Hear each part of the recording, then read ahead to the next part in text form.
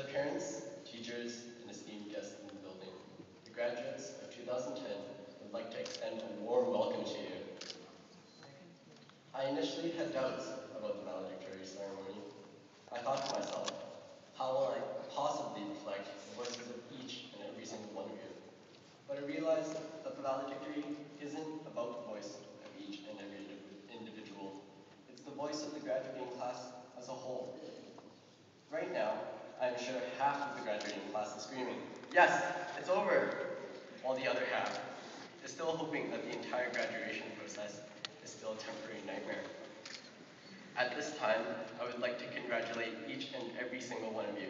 Well, guess what? We've made it. We survived lectures, projects, homework harassment from the teachers, everything.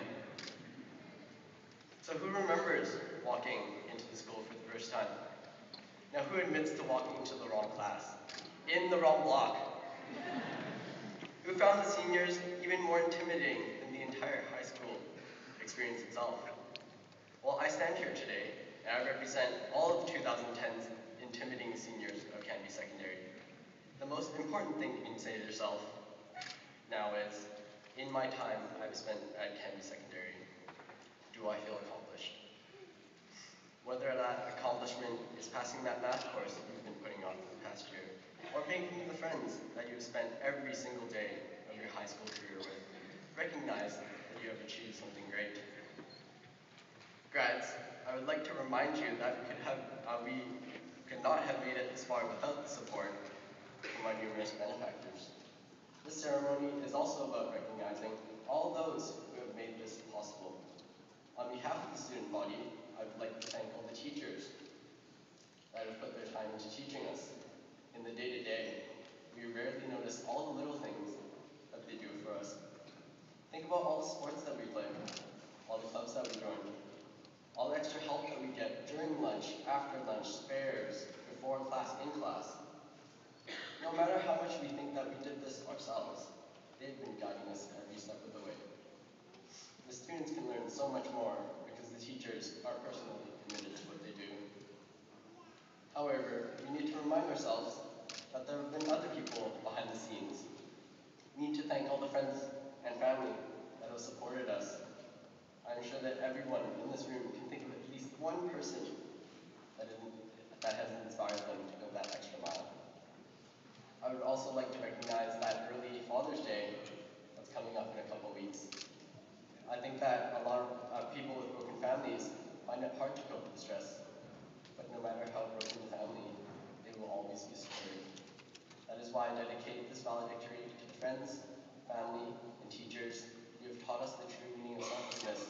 Can I get a round of applause?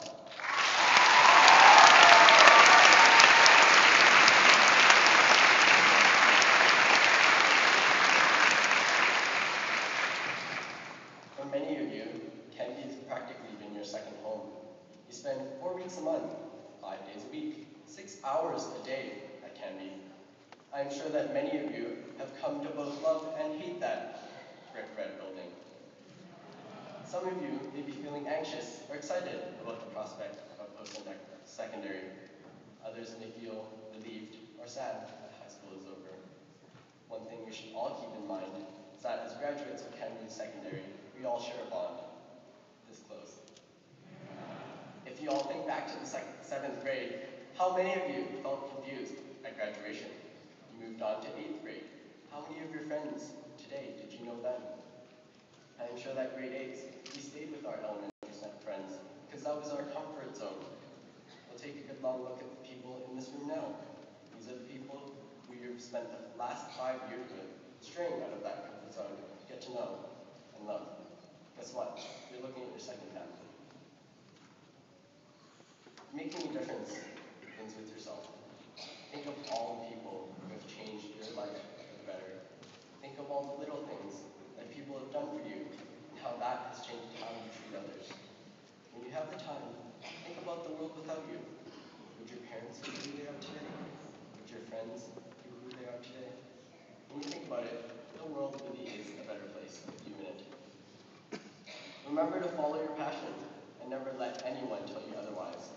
I know that many students are pressured to go go to those prestigious universities. I encourage you to take that path less chosen in life. On your deathbed, absolutely no one will remember that you earned that honors degree in theoretical physics. The thing that people remember most is your passion for your own life and the people around you. That also holds true for the subjects you want to study. It's not about the reputation of the school, the predicted success of your career, but rather the effort that you put into it. So as the ceremony concludes, so does your high school career. But as you leave Candy's walls for the last time, remember the times that you have shared with your friends. Keep it in your heart and never let anyone take it away from you. You can live a life without your friends, your family, your hopes and your dreams. But those friends, that family, those hopes, are what make life worth living. So don't be afraid to dream. Don't be afraid to regret. Don't be afraid to cry for all the things you'll leave behind. The sky's the limit, and the wind will guide you. Do the things you find happiness in, and find happiness in the things you do. On behalf of the entire graduating class of 2010, I thank you for allowing me to represent you.